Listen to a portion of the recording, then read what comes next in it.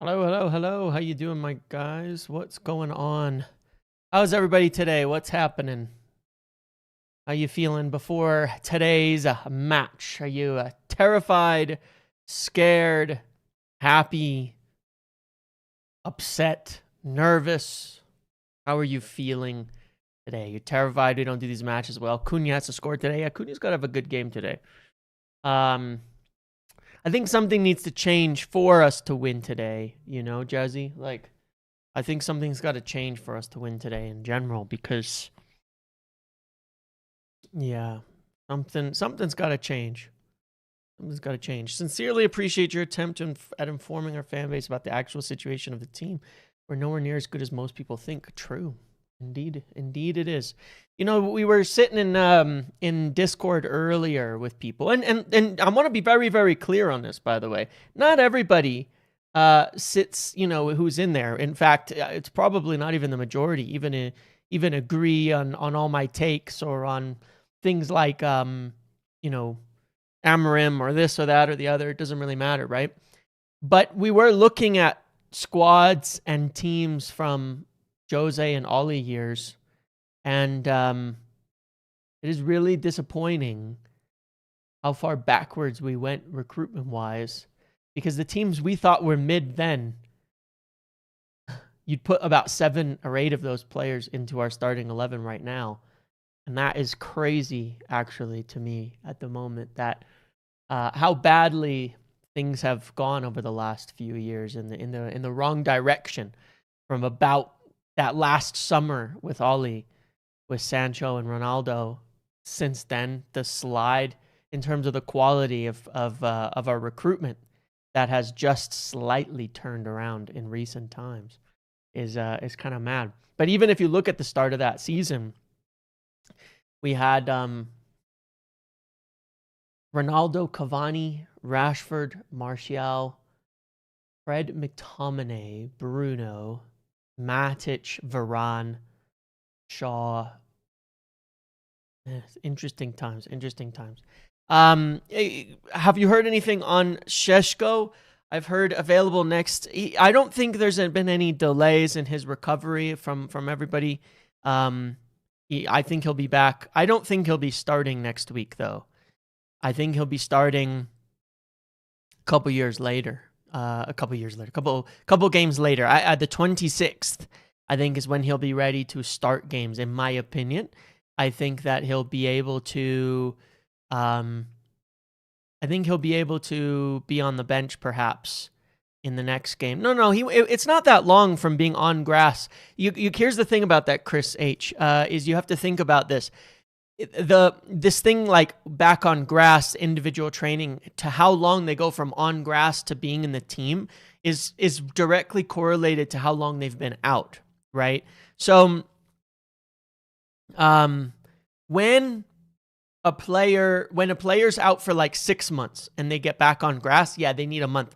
They got to build fitness. They've got to do so much more than that, right? To get back, because they've lost so much fitness. When somebody is out for 3 weeks, 4 weeks, and then they get back on grass, it's like a week. It's all correlated. It's genuinely correlated from the amount of time that they've been out, for how much time it takes from when they return to running like on grass to being able to make it in the team. There's direct correlation there because it's about rebuilding fitness, right? He will probably be able to be in the team within the next couple of games. But I from what I originally heard to where I say now, I don't think he'll be ready to start until Boxing Day. Maybe Boxing Day would be good. And I do think we miss him a lot. It's really funny. I was looking through some old videos last night that I posted from a while back, like start of summer, some of the thoughts and things like that. And I remember I did a video on Cunha and Mbeumo, and I remember looking into like the numbers for Mbeumo, because Mbeumo's form has dipped recently, right? And I remember looking into the numbers on Mbeumo and then making a claim, which is that it would be cool to get Cunha and Mbeumo, but for Mbeumo to thrive, we need a striker. Because a huge part of Mbeumo's productivity was his chance creation to a big number 9, not Strand Larson, that's Cunha's, to Wissa at Brentford over there. And a huge part of his stats in Mbeumo were his creativity, his ability to create chances for others. If we look like at Sunderland and some of those games in there, a lot of him and Ahmad interplaying with Mbeumo getting out, crossing in, those in-swingers, things like that. If you've noticed the last couple of games, one of the things I started to think about after I rewatched that and was like, is that since Sheshko's been out and Mbeumo's been extremely one-dimensional, it's pretty much just run at goal, try to score. Run at goal, try to score. You know what I mean? That's where he's been at. You haven't really seen chance creator Bryan Mbeumo. Yeah, Wissa's not tall, but the point was that it was a lot of his creation, a lot of his production was chance created to a striker was Mbeumo. He was one of the highest rate crossers and expected assisters off of crosses in the league. We saw some goals and some good chances happening with that, but it's more about the variety. Without a number 9 around him, he's not drifting into different areas to create in the same way that he was before, where he could create and be the direct threat, Now he's sort of just the outlet when we're lacking the striker. And that I think is one thing that's really hurting Mbeumo, and I was thinking about that when I watched that, because that was a very solid conclusion I reached, is that if we were to get Bryan Mbeumo, we still needed to get a striker, which is why I was really, really happy when we ended up going for that striker in the end as well. And I said, this really only makes sense if we add that striker on top of adding these 2 10s in Cunha and in Mbeumo, because there's more box occupation. You get guys running into the box, so guys like Mbeumo can drift out and they can cross it in and they can do all of that. So I think, unfortunately for Mbeumo, in terms of his form, it's a big miss. Not saying he can't be decent without Sheshko there or something, but it's certainly, I think, it hurts his form. Certainly, I think it provides fewer options for him when he doesn't have other people around him, to help with that. So that is a part of it. That's a part of what's going on here, and that's a part of what's happening. So, yeah, I don't know, essentially where he, obviously he's got to adjust a little bit. He doesn't have, he doesn't have a striker no matter what. But I also think perhaps we would be a little bit better with Cunha than Xerxes up front as the number 9 for Mbeumo, because, the way that I look at it is he provides a little bit more running threat, a little bit like that, and would easily maybe provide a bit more. Yeah, because Mbeumo's always coming short. Cunha runs a bit more, does a bit better. Cunha mount Mbeumo front 3. Cunha can be a runner a bit more. He can be a little more forward. He can play in front of Mbeumo. He can get in the box. He can look for crosses.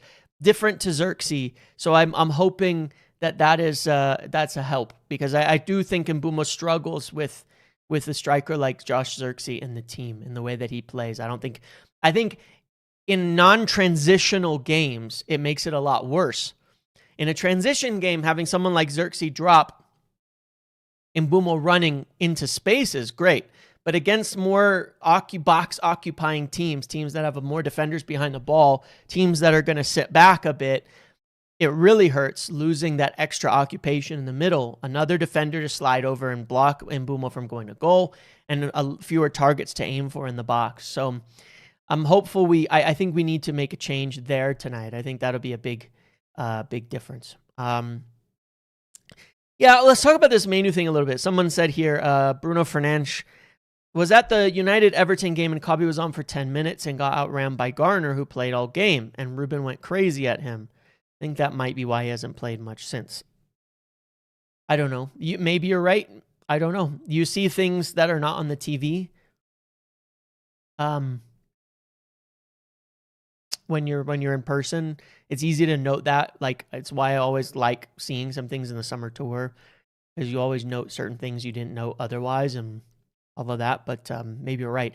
But obviously today you've got very brilliant comments from our ex-players who are always so supportive and so wonderful to the team, and definitely don't really want to, smush the team down further and further every single day. That's for sure. Suggesting that Maynu should go to Chelsea. Very smart. Very smart. Yes, because if anything, competing with Bruno and Casemiro, who may both be gone next season, the best move for your career is to move to a club with 65 players in the squad, where you're behind the two most expensive midfielders in Premier League history. That's really smart. That would be the smartest thing that Cobby could do with his career. Totally agreed. They really, really know what they're talking about. Genius guys you've got over there as pundits these days. They really think it through. They really think it through. Very, very smart. And really a good time for it too. But, it's been like this for years. A lot of them don't want the club to be successful, to be quite honest. A lot of them just want drama. You know what I mean? They just want drama. They just want more noise. They just want to keep themselves. I mean, Nicky Butt, respectfully to him, he pretty much pops up only to criticize now, ever since he got passed over for the director of football job for John Murtaugh, which, to be fair, maybe he should have got the job over John Murtaugh. But ever since then, he's been just obviously incredibly, what's the word for it? Hostile to the club, understandably. I mean, it's completely different people who passed him up for the job. So, maybe you should get a little bit of a grip there. But that's, he's been very, very critical ever since then, ever since leaving at that time. So, it is what it is, which is understandable because whatever. But, they can share what they have. I think the opinions are blatantly stupid. I think it's very fair to talk about a young player and say, oh yeah, we'd like to see him playing more and we'd like to see that. Sure. But when you start getting into things like, oh yeah, go to Chelsea. Okay. All right. Cool. Brilliant. Really, really smart guys. Really smart. Very, that's not it. And the thing that I would say is that what hasn't come into consideration here in any of the comments, even into consideration, forget anything else. Are you in training? Are you the coach? Have you been able to see what they do in training? They should all know better as ex-pros who are top players. Well, not all of them are top players, but they should know better that you have to, that you got selected based on what you did in training. Why did you get picked? Nicky Butt, Paul Scholes. Why did Sir Alex pick you for games? Why did you start? Why did you become somebody at United? What was your role in accomplishing that? Or do you think that Sir Alex just picked you because you were lucky?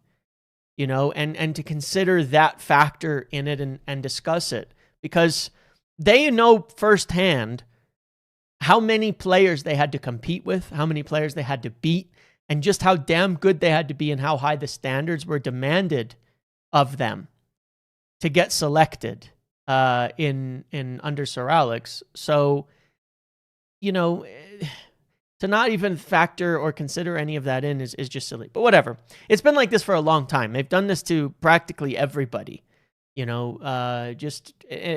not even necessarily a comment on Amorim.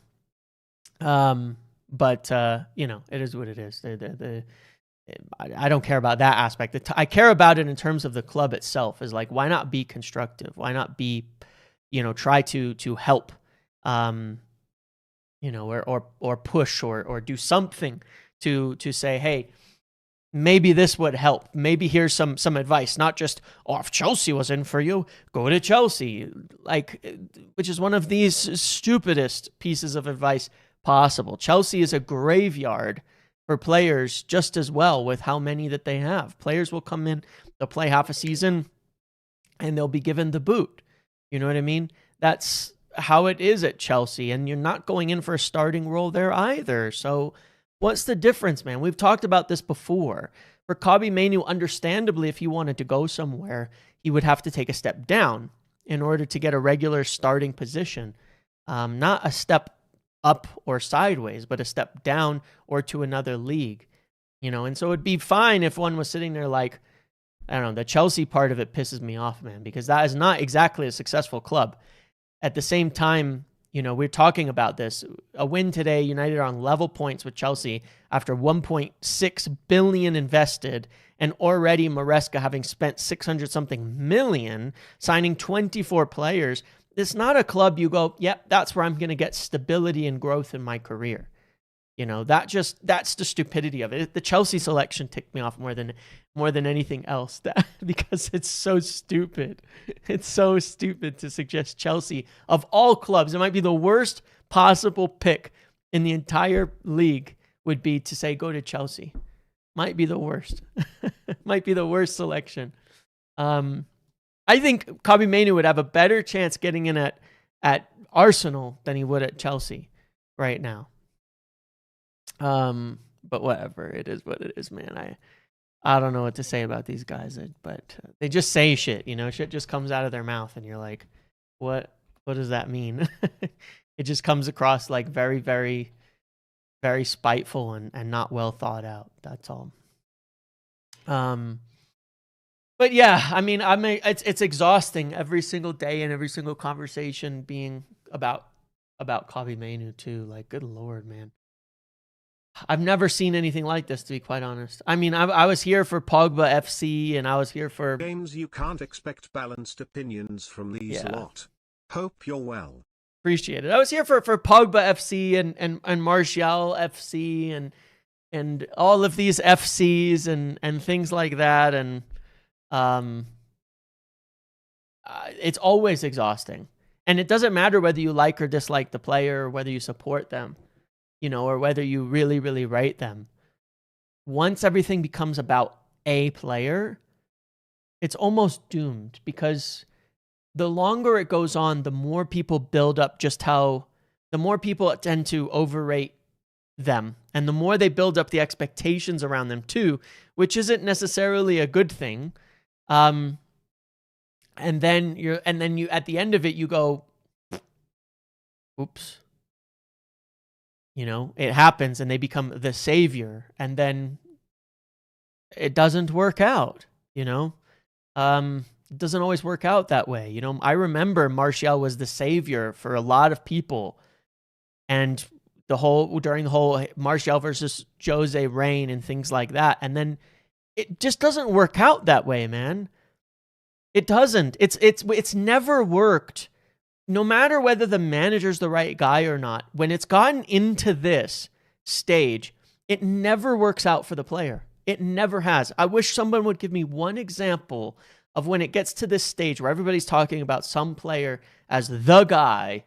He's the guy, and then it just doesn't work out that way. It gets so over the top. It gets so over the top that there's not much you can do. All right, it looks like the team should be out momentarily or now. Here it is. I think it's Aiden Heaven getting another start with Lenny Oro on the bench. So is it the same as last game, but with Cunha, Mount, and Mbeumo? Okay. There's, oh shit, I did not pull up this. There's your team. So Mazraoui, Shaw, Aiden Heaven again. So the only change is Xerxes comes out for Mason Mount, basically. So let's do this because this is closer to. It's one off of what we've got in here, because De Ligt not ready yet, I guess. So yeah, that's it. Okay. So that's it. Why Heaven again? Was giving him a chance. Remember, you only get credit for playing young players if it's Kabi Maynu, by the way. You don't get credit for picking Aiden Heaven and giving him another chance again. You only get credit if it's Kabi Maynu. No, I like this team. I like this team in terms of the front three and the back line is good. We know the midfield's not changing. I mean, no matter what I wanted, it's not going to happen. Heaven getting a run of games so he's match fit. Yeah, I think that's part of it, is that because we lose Mizraoui, we need to kind of get Aiden Heaven going a little bit here. Who's on the bench? Dorgu, Malasia, Martinez, Yoro, Maynu, Ugarte, Lacey, and Xerxes. So Lacey's there again. Okay. Yeah.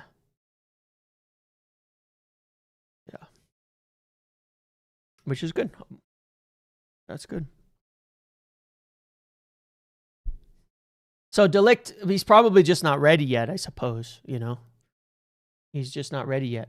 I'm happy to see Aiden Heaven get another chance because I think he struggled in the last game, but obviously he hadn't played in a while. It's good to see him getting another chance. I'm happy to see that. I'm happy to see that he's getting another chance. So off the bench, we've got Lacey, Xerxes as forwards, Maynu, Ugarte as midfielders, and then defenders. So it's a little bit, it's similar either way. You're gonna have one out and out senior forward on the bench until Shesho comes back. Yeah.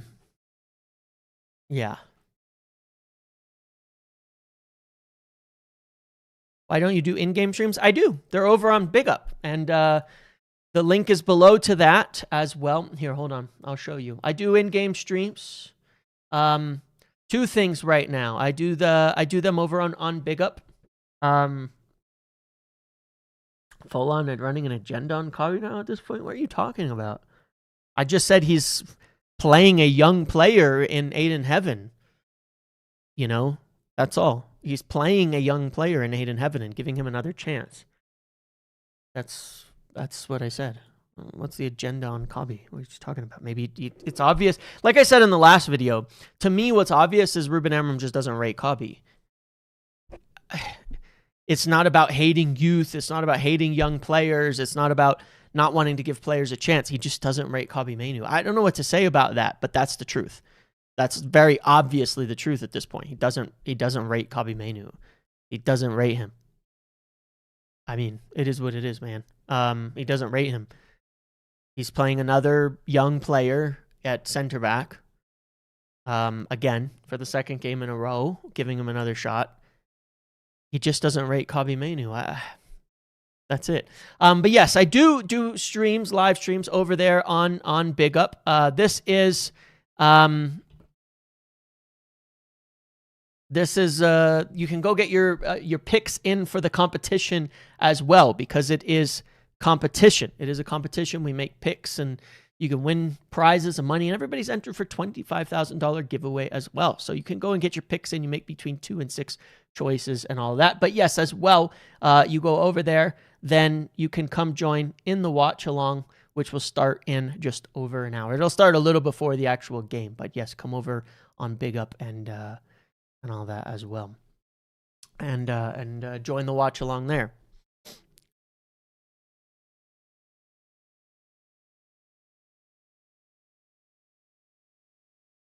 Do you think beefing up Maynu was a mistake? He was faster and more agile 2 years ago. Yep.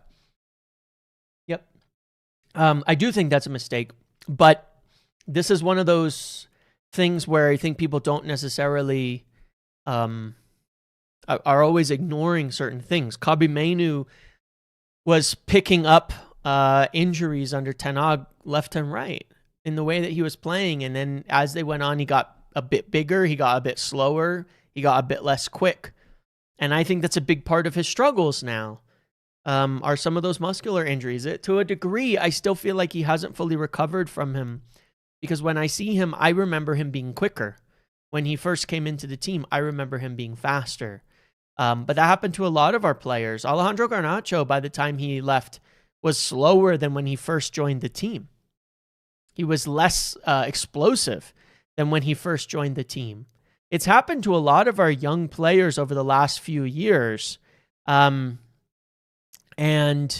yeah, I don't know what to make of that, but I'm hoping that it's actually been happening for quite a long time. Is it feels like players come here or they get into the first team environment and then they were getting slower and thicker or something, you know? Obviously, Lukaku's the famous case, but I think there was actually other reasons for that. But it's felt like that for a bit. I mean, that happens kind of a lot over the last bit of time.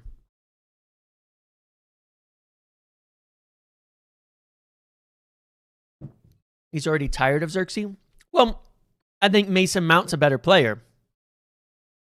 And I think that Cunha's a better player. Kobe got ran into the ground and injured. That's why he slowed down. I agree with that. I said that last year, well before Amorim came in. I said you can go look at some of the videos I did before that. I remember looking at stats like 6 weeks into last season, and I was looking at Kobe's stats. And I was like, this is headed for disaster. He's playing next to Christian Eriksen in a 2. He's playing next to Christian Eriksen in a 2. And he's being tasked with doing the most defensive work in the entire Premier League. And then he got a hamstring injury. And was out for a bit. And I feel like he's never returned to full explosiveness since then at that point in time, which was frustrating. But yeah, I don't know. That's happened to quite a few people at United, which I don't love. So yeah, that's the team. Let me pull it back up again. Sorry. Here's the team. It's not really surprising. So long as we are knowing that this is the midfield we're always going to be picking, which it is. I like the back line. I was happy with the selection of the back line last game in theory and in concept. Mazraoui and Shaw can, progress the ball really well. If they're aggressive, they can carry it forward really well. They can contribute to the attack. We still have Ahmad out wide. I think this is definitely our best front three until Shesho comes back. I think Cunha is, like we were just talking about, is going to be a better player for Mbeumo in there. I think he's going to be a better player for Mbeumo in there. Provide a little more of an outlet. Yeah, obviously Cunha still drops, but he's obviously a lot more explosive than Xerxes in terms of getting forward. You get from Xerxes, you get that in Mount. Everything that you kind of want to get from Xerxes, for the most part, you do get from Mason Mount, in my opinion. And Mason Mount's come up with a couple good goals recently, a couple decent good things this season. I think he's done well when he's played. So Heaven is behind De Ligt and Maguire now for CCB. I think Heaven is behind De Ligt and Maguire at CCB, and he's probably behind Shaw and Lissandro at left center back. And that's kind of where you want a young player to be. They come in when there's injuries and things like that as well, and take their spot up. So that makes sense to me. Then Lenny will be sometimes the starting right center back, sometimes behind Mazraoui, sometimes the center back. So you have that flexibility of positions back there. Hard to argue with a lot of this right now. Hard to argue with a lot of the choices right now. Like we already, obviously, we all have our thoughts on the midfield, and mostly we all disagree on the midfield. So it's whatever, right? Like none of us rate our current midfields. Okay, we all know that. So we've done it to death. We do it every single day. None of us rate our midfield. Okay. So, that's pretty basic. But so we got Brighton in the FA Cup. Oh, brother. Of course we did. Naturally.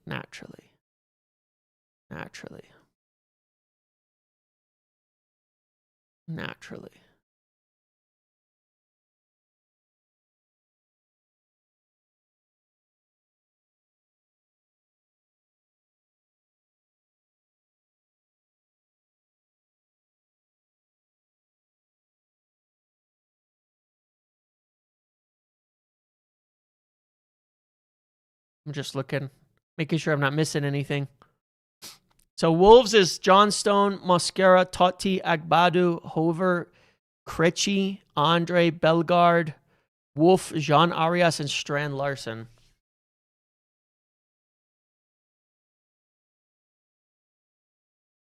Yeah, we really can't not win this game, man.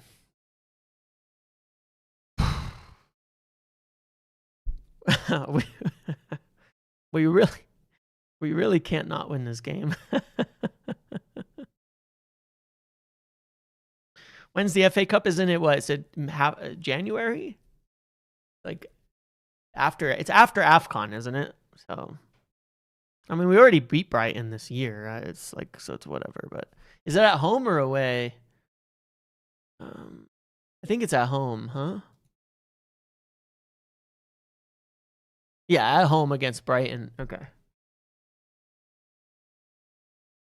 Let's see what some of the other big teams get, because we know what's gonna happen. Jan 10. All right, so it should be presuming that. So we've got Morocco, Ivory Coast, Cameroon. Presuming that they don't all progress, we should be fine. We should get at least one or two of the Arsenal got Portsmouth. Of course they did. City get Exeter. Okay, yeah, sweet. Nice. Yeah, we never. Actually, you know what? Maybe we have a better chance at a bigger one than. Maybe we have a better chance against a bigger team anyway. Maybe we do. Maybe we've got better chances against a bigger team. So by January 10, it's the quarterfinals, okay? So as long as our guys aren't all in the quarterfinals, we should be getting some of them back. We should have some of them back by the FA Cup game.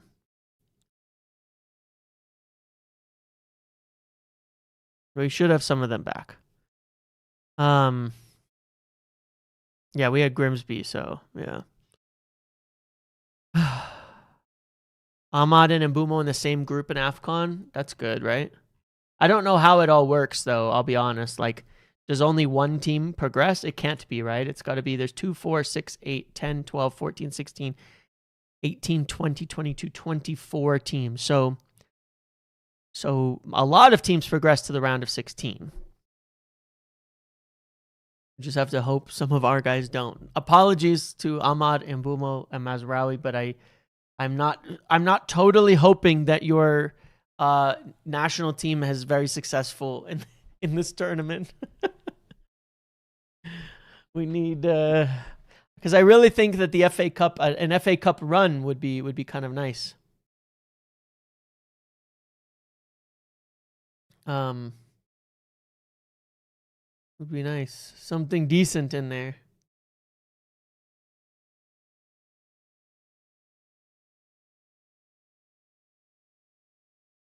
Something decent in there.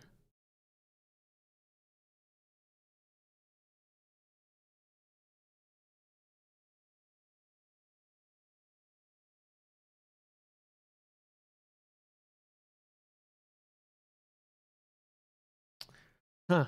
All right. Well,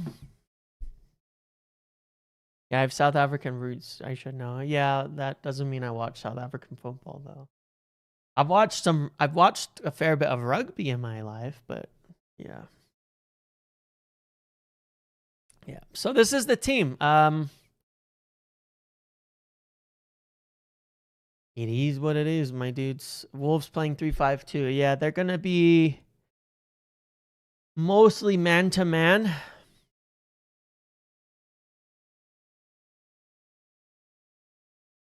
They won't be pressing us so much.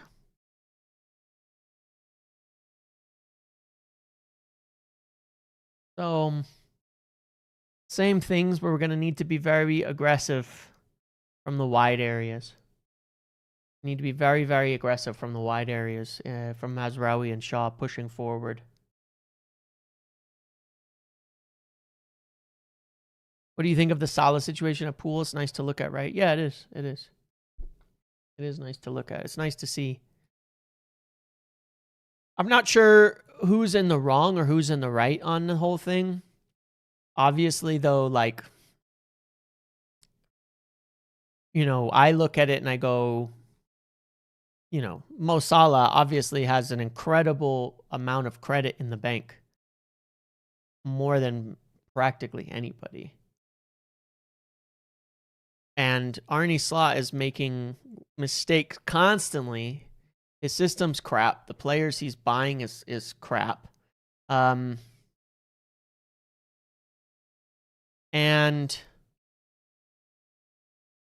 he's playing them over Salah. So I don't know, man. Salah's probably in the wrong for speaking out publicly, but he's right at the same time. You know what I'm saying? Like, kind of like Ronaldo. Ronaldo was right, and Ten Hag was a joke and an awful, awful man manager. He was incredibly disrespectful, and nearly every senior player disliked him by the end, especially. That doesn't make going on Piers Morgan right, though, as a solution. You know what I mean? So it's like, he can be right, but the methodology of communication can be wrong. That's part of it. Similar to Ronaldo, he was right, but he was also wrong. For how he did it was wrong. So yeah. The Liverpool, I know, it was funny to see that. It was funny to see that. I could empathize and understand how crazy that situation probably was. I don't understand our bench. We've got Shaw on the pitch who can move to left wing back and 2 left wing backs on the bench, but not on a decent one on the pitch. He won't play Shaw at left wing back because he feels at the moment that he's still... Maybe he will for a half or something, but I think he still essentially feels that... again, that his body will break, that he will not be able to keep the fitness that he's having up should he play him at left wing back. And I think he's correct. I mean, look, Shaw's been healthy for the first time in his career. Like, in years, he's been in there for the first time in a long time. He's been able to play and stay consistent. You know, he's managing the injuries of it. It's like if we could play Shaw out there and then he gets hurt and then we're down a man and we don't have Lissandro yet. Maybe he'll take a risk with Shaw once Lissandro's up to speed, right? Maybe once Lissandro's up to speed and you could say, okay, well, if Shaw goes down, we have Lissandro for that position. Maybe then he'll take the risk of putting Shaw out wide. That's possible. There's a chance. That could be the case. I don't know. I could speculate on that. But that's the answer. You know, is essentially. Maybe he will. But until then, don't think so.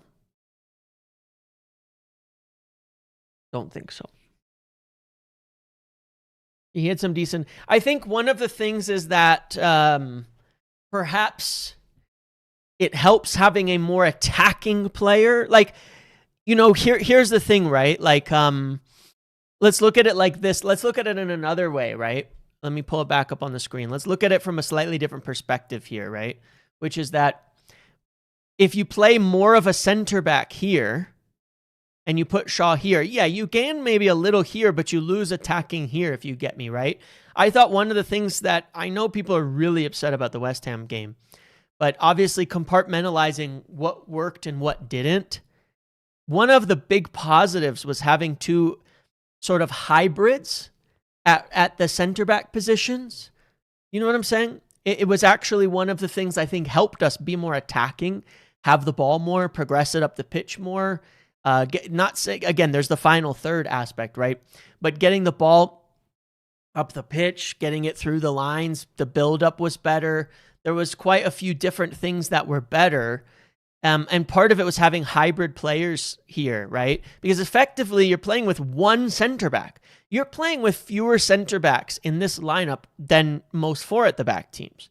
So you're getting like, because we don't have a ton of players, we don't have a ton of options. It's sort of like you're getting like, you're getting like, I mean, if you were to move them forward based on how defensive and how attacking they were, like forget what their position is on the pitch. Let's put the players where based on how attacking they are, right? And this is how I would see the game in terms of the players. Okay? So, if I do it like this is sort of how I would see it, okay? By using 2 sort of more attacking players, they're going to have their natural instincts to go forward a bit more from that defensive position. Let's say you put Shaw out here and this was a center back. It might look like this. So we could argue that this would be a little bit more attacking to have someone like Shaw rather than Dallo. But it's not necessarily better. You know what I mean? Maybe it's better, maybe it isn't. Now we need fullbacks at center back. No.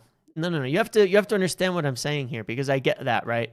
But what you're actually hating there, and what you're actually seeing, is the reality of our squad, that we lack so many options that no matter what we do, it's going to be crap. Because let's say we did a 4 at the back, right? Say because you get the idea. This problem is mitigated to the fact that it's a 4 at the back situation. Because guess who has to come off the pitch when you play 4 at the back? One of these guys. So you're essentially saying that now this is your, if you were to go 4 at the back, what are you actually doing? You're swapping Ahmad for Maynu. That's not more attacking, right? That's not more attacking. It's like that's actually less attacking than what we have presently on the pitch. If you were to switch to 4 at the back, what it's all no, I know you're teasing, but it is an interesting thought experiment, because as I'm going through it, I'm like, you need this and you need this, and you'd have to drop him for an actual center back as well, because Shaw is definitely not a center back in a 2, right? So you'd have to look at it and say, okay, well, if we were to do a 4 at the back, we'd actually lose attacking impetus. We'd go with a midfielder. We'd keep our forwards. Maybe you could do this. Maybe you wouldn't have to sub off. Like, you'd have to do this maybe. I don't know. And then maybe you could do this. And then but you still have to sub off Shaw for a center back. And then you could do this. So it's the same thing, but it's slightly less attacking now than it was in a 3 at the back setup. You have actually fewer attackers on the pitch because you would have to sort of change Shaw for a full center back, right? But it gets Bruno at the 10, which is his best position. Says you. I don't know. 4-4-2. Okay, right? So you could do something like this, right? Maybe, Okay, it's the same thing, but you still have a 2 center back position, so you're still likely. Point being, it's very little difference when you actually look at it. Either way. Even if you kept Shaw on and said, this is your center back pairing, which is really light for a center back pairing, it's the same thing. What it displays is, in no matter what position, no matter how we play, our fullback options stink. Right? That's by the way one of the obvious problems. No matter how we play football, our fullback options stink. Maybe you could play Shaw at fullback, but that's where he kept getting injured, right? So maybe that would be a small solution, is you could get Shaw at fullback. So yeah, I don't know. None of it feels very inspiring, because really what's happening is we have no good midfielders and we have poor fullbacks for attacking. That's the answer. That's the biggest deficiency in the squad, is the midfield is poor no matter what position we play, and and our attacking fullbacks are bad. Like Dalot's not going to be a better fullback in a 4. We've seen it for years. He's not going to be better in a 4. Luke Shaw hasn't been able to stay fit as a 4. You know, it's not going to fix the midfield, and it's not going to fix anything else. You know, well, we have Maynu. Okay, so who are you dropping, and how does it make us more attacking? Who are you dropping, and how would it make us better? That's the question. Because I don't think that's particularly clear in that instance. You could say Maynu in a back 4. Yeah, Dalot's a better fullback. Yeah, I know saying that is crazy. Dalot's not a better fullback. Mazraoui's probably better as a right center back than he is as a right back, in my experience from what I've seen. He's a better center back than a right back.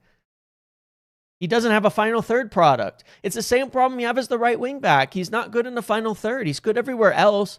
He doesn't make for a good attacking right back either. Like, he's just not. Dalot would be better in a 4 as an inverted fullback. Please go rewatch Ten Hag's second season and say that again, okay? We did the inverted fullbacks thing.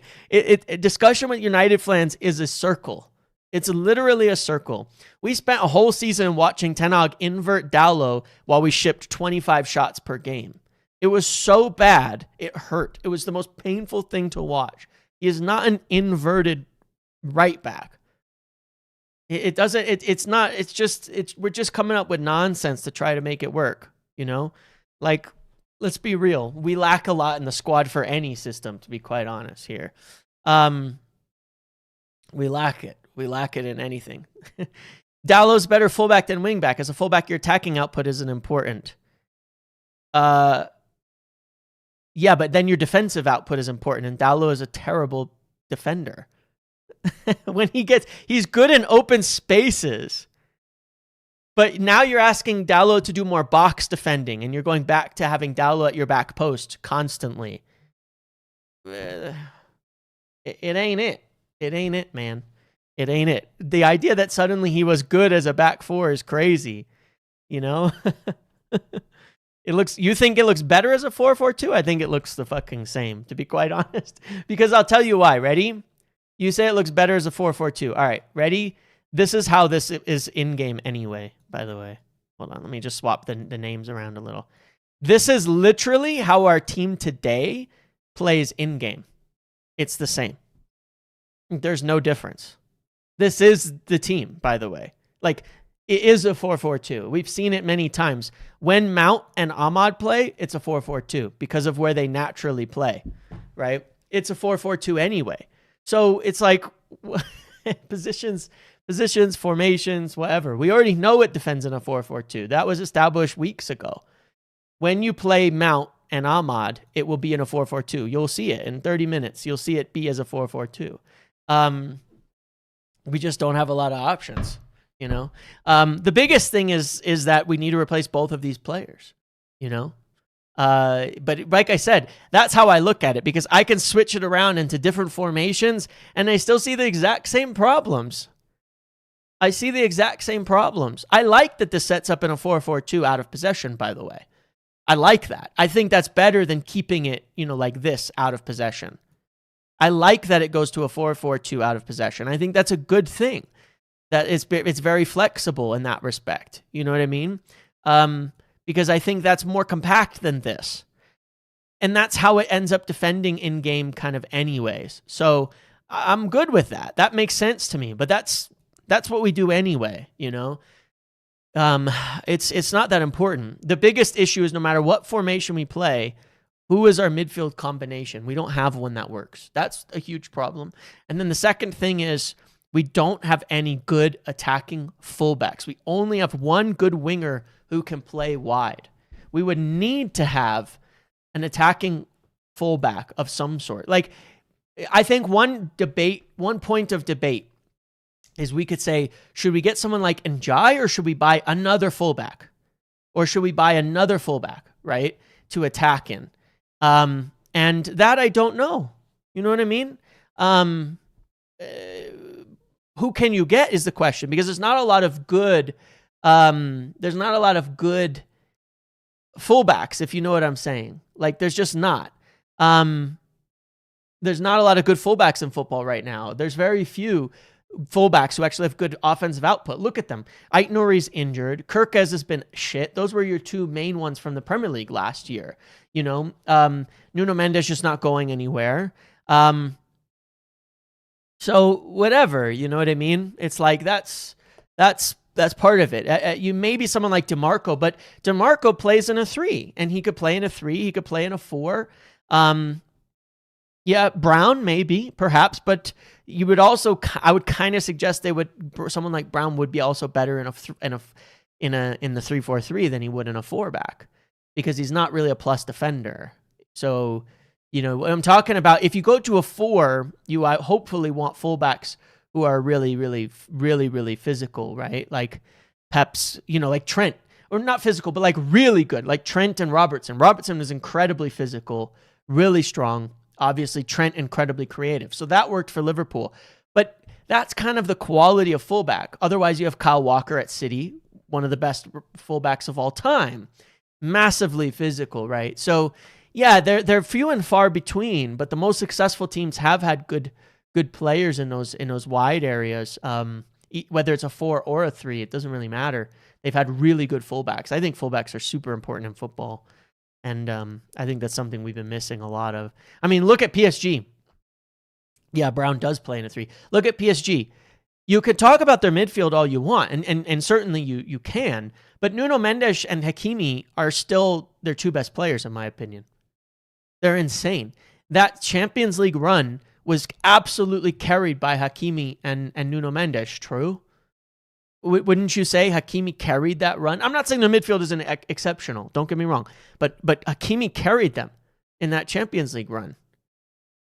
You know, they don't make it that far without him. He's unbelievable with what he was doing there. Their wide fullbacks were great. We don't have anything even close to that level of quality. So even if we switch to a back 4, it's just going to end up being more defensive. You know what I mean? That's how I see it. But yeah, that's how I see it. Even if we went to a 4, then we'd have the same problems. We wouldn't be able to attack. We still need attacking fullbacks to change that, right? It's hard to find players that good, though. I know it sucks. It sucks. But like, even if we were to switch to a 4, we need attacking fullbacks. We need attacking fullbacks. That's not going to change. It might even become more important because then we can't play Ahmad in fullback anymore. Right? Right now we're getting... Look at our team when we take Ahmad out of the wide areas. It's terrible, right? We all know it. We all agree. When we don't play Ahmad out wide, we suck. We suck anyway, but it's way worse without Ahmad out wide.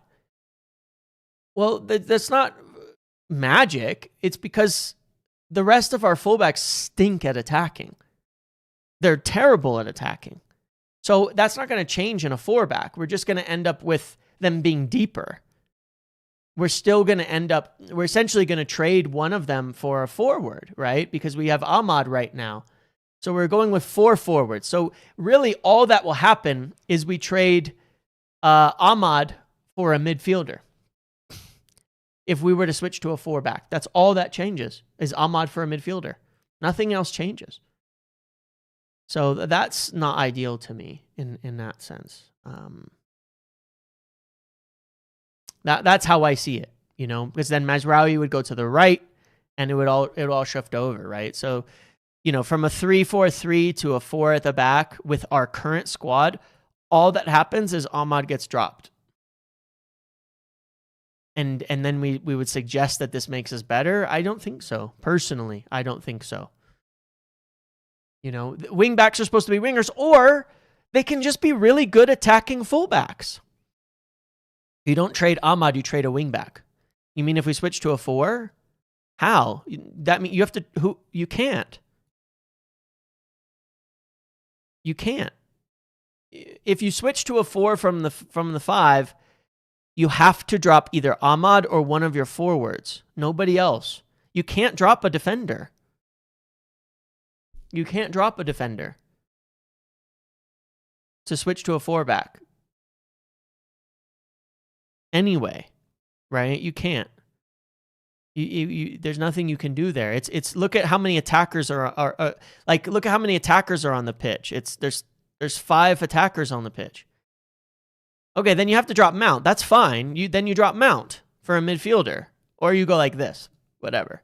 But I'm saying it's the same thing. You know, this is really no different than what we're doing now. It's just swapping sides essentially. You're really, all this is actually done is shifted positions a little bit on the pitch, like marginally, and saying, all right, we'll put Mount in the central area and then Ahmad out wide or something like that. But you still have Dallo and Mazraoui out wide then. How about this? If we play 4 at the back, when we attack and the fullbacks move high up the pitch, guess what the 6 does? Splits the CBs. 3 at back. You're right. This would be incredible. What formation is this? Wait, hold on.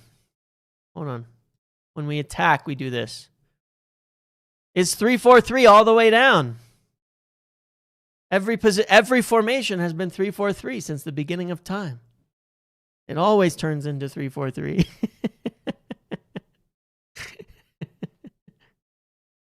Except now you have worse players out wide.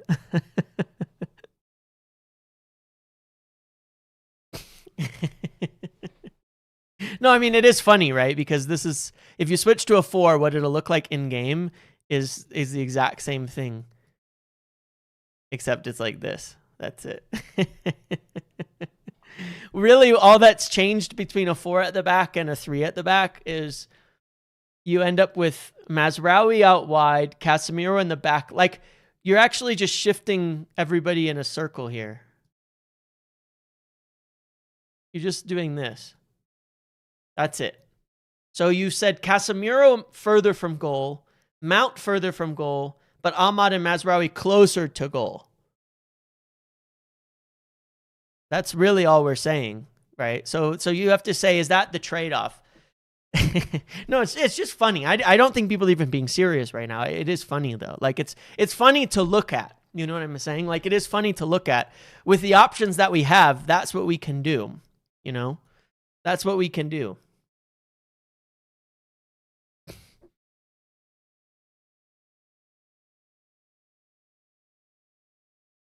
So yeah, I don't know, man. We need some new players. Was Dorgu a bad buy? We'll see. I'll give him time. We'll give him time. We'll give him time. We'll see what happens.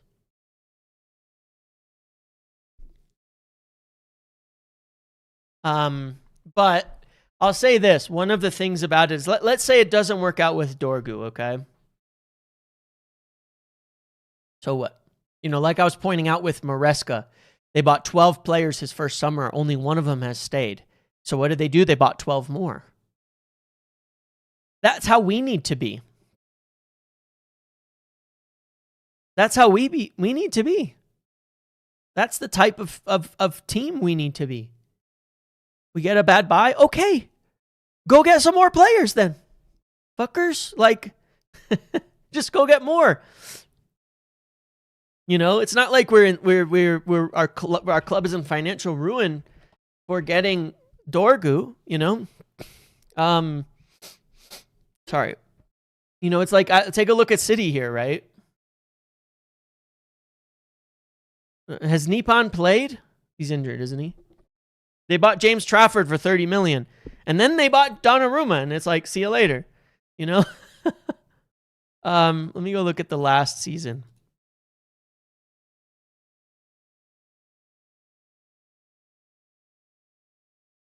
Where's Marmoush? What happened to him?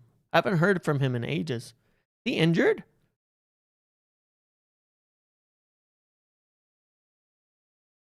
What happened to Marmoush, by the way?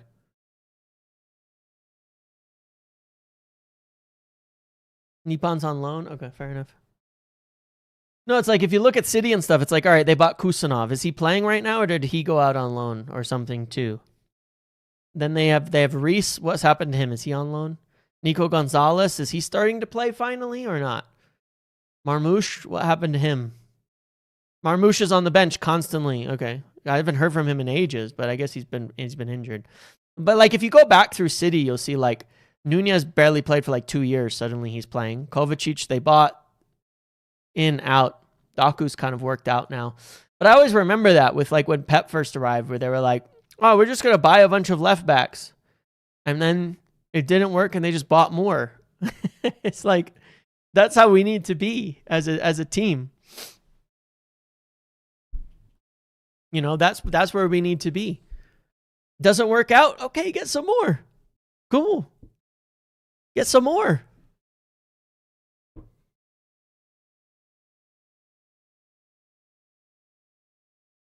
Just buy more players. You know, it hasn't worked. Just buy more players. Yeah, it was Mendy and it was, I mean, they went through so many of them. Yeah. Just buy more players. Didn't work? Get the next one.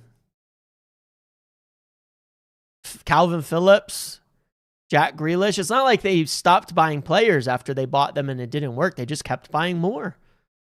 You know, not every transfer is going to work, but we can't act like we have to have 100% hit rate. Just buy more, man. Just keep buying, you know? But yeah, I don't know. We'll see. All right. I'm going to head out now so I can get ready for the watch along. Once again, as a reminder, you can come join me over on Big Up for the watch along. I'm going to start it in like, I don't know, 15 minutes, something like that. Link is here to get your picks in for the game. And then the watch along, you can get to it from there as well. But then the watch along is here. Hopefully, I will see you guys over there. Enjoy the game. And otherwise, hopefully, we come back afterwards not extremely depressed. Because if we lose this game, like I said the other day, it's not about whether we lose this game, am I going to be Amarim out? Am I going to be Amarim in? Am I going to be this person out, this person in? No, if we lose this game, I'm going to be depressed. They have 2 points. Even if Amarim is the worst manager in the league, we should beat them because they have the worst manager in the league. They have 2 points. They also have the worst squad in the league. They have 2 points. So even if we have a manager equally as bad, we have a better squad. So we should win. If we don't, then I feel really bad about everything. So I'll see you guys in a couple hours. Otherwise, I'll see you over on Big Up, okay? Have a good rest of your day. Otherwise, I'll see you on Big Up, and I will see you as well at after the game back here on YouTube. Win or lose, either way. See you guys. Have a good one.